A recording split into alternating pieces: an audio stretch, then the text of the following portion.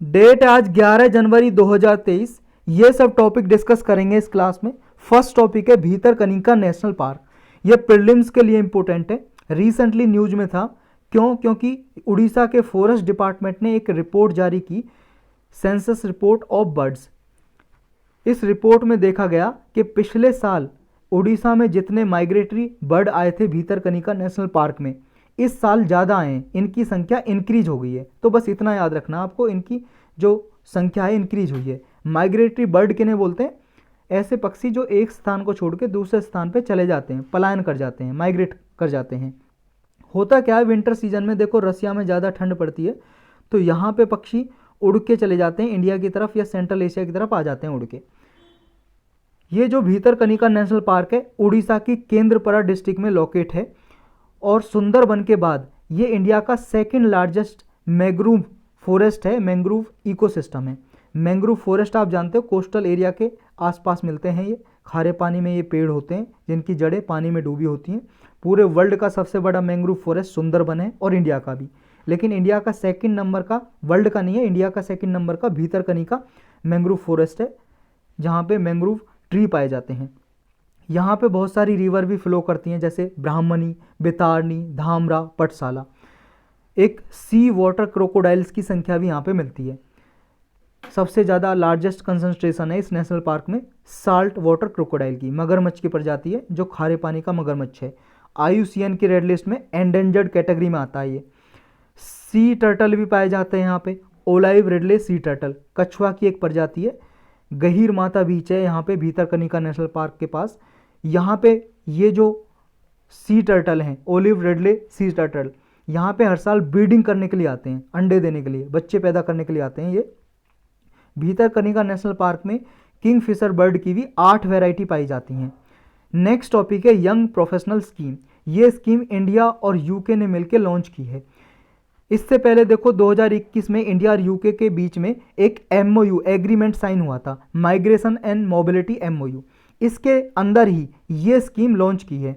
इस स्कीम का टारगेट क्या है?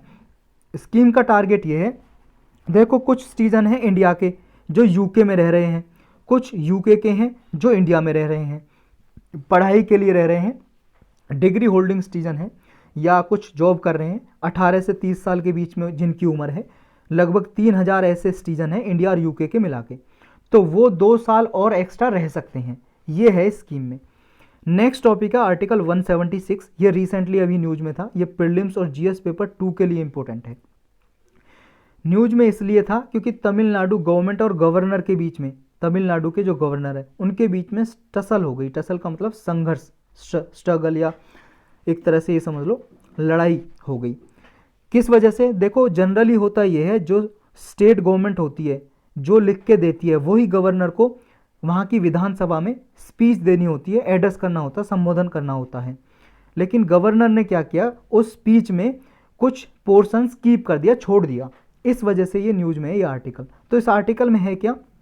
इस आर्टिकल की हेडिंग है कॉन्स्टिट्यूशन में special address by governor. Governor होता क्या है? जो स्टेट की विधानसभा होती है, अगर किसी स्टेट में विधान परिषद भी है, लेजिस्लेटिव काउंसिल भी है, तो दोनों हाउस को, अगर एक ही हाउस है लेजिस्लेटिव असेंबली विधानसभा, तो एक हाउस को गवर्नर एड्रेस करते हैं, संबोधन करते हैं। 2 टाइम पे संबोधन करते हैं। कौन कौन से टाइम पे? पहला तो जब स्टेट लेजिस्लेटिव असेंबली के इलेक्शन होते हैं, जनरल इलेक्शन, तो उसके बाद जो फर्स्ट सेशन होता है विधानसभा का, उस टाइम पे करते हैं संबोधन। दूसरा, जब साल का पहला सेशन होता है, जनरली देखो इंडिया में पार्लियामेंट में भी और स्टेट लेजिस्लेटिव असेंबली में भी 3 सेशन होते हैं, आपको पता ही होगा। लेकिन ऐसा संविधान में दिया नहीं हुआ, संविधान में ऐसा दिया हुआ है बस कि 6 महीने का गैप नहीं होना चाहिए 2 सेशन के बीच में। जैसे मान लो अभी एक सेशन चला है, फिर दूसरा सेशन चलेगा, सदन बोलते हैं हिंदी में सेशन को। तो जब ये 2 सदन होंगे, 2 सेशन होंगे, उनके बीच में 6 महीने से ज़्यादा का गैप नहीं होना चाहिए। बस ये लिखा है, ये नहीं लिखा कि 3 सेशन होनी है। तो ये तो रूल्स में बना रखा है हमारे इंडिया में। तो जब पहला सेशन होगा हर साल का, तो गवर्नर एड्रेस करते हैं उसको, तो 2 टाइम पे करते हैं। इसी तरह की सेम पावर प्रेसिडेंट के पास भी है। प्रेसिडेंट करते हैं आर्टिकल 87 में। 87 में क्या है कि प्रेसिडेंट 2 टाइम पे ही एड्रेस करते हैं। कौन कौन से? वही दोनों टाइम जो गवर्नर करते हैं। जब लोकसभा के इलेक्शन होते हैं तो पहला सेशन होता पार्लियामेंट का, तब करते हैं और हर साल के पहले सेशन के स्टार्टिंग में। तो यही थे आज के लेक्चर में टॉपिक।